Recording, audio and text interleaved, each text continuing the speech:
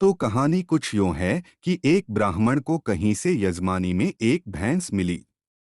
उसे लेकर वह घर की ओर रवाना हुआ। सुनसान रास्ते में वह पैदल ही चला जा रहा था।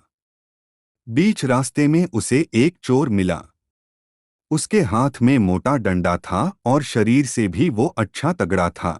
उसने ब्राह्मण को देखते ही कहा, क्यों ब्राह्मण देवता, खूब दक्षिणा मिली लगती है, पर यह भैंस तो मेरे साथ जाएगी। ब्राह्मण ने झट कहा, क्यों भाई?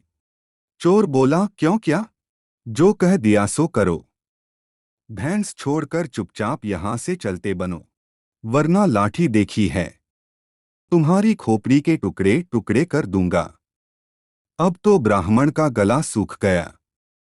हालांकि शारीरिक बल में वह चोर से कम नहीं था, पर खाली हाथ वह करे भी तो क्या करे। विपरीत समय में बुद्धिबल काम आया।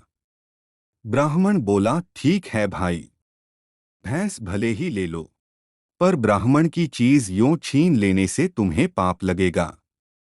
बदले में कुछ देकर भैंस लेते तो पाप से बच जाते।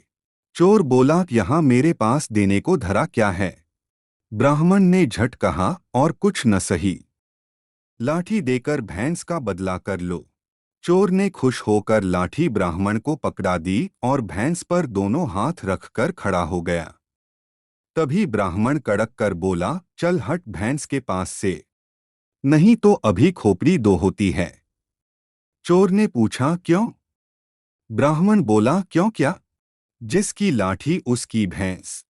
चोर को अपनी बेवकूफी समझ आ गई और उसने वहां से भागने में ही भलाई समझी।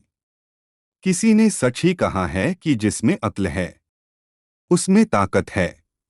तो अब समझे कि यह कहावत यहीं से शुरू हुई, जिसकी लाठी उसकी भैंस।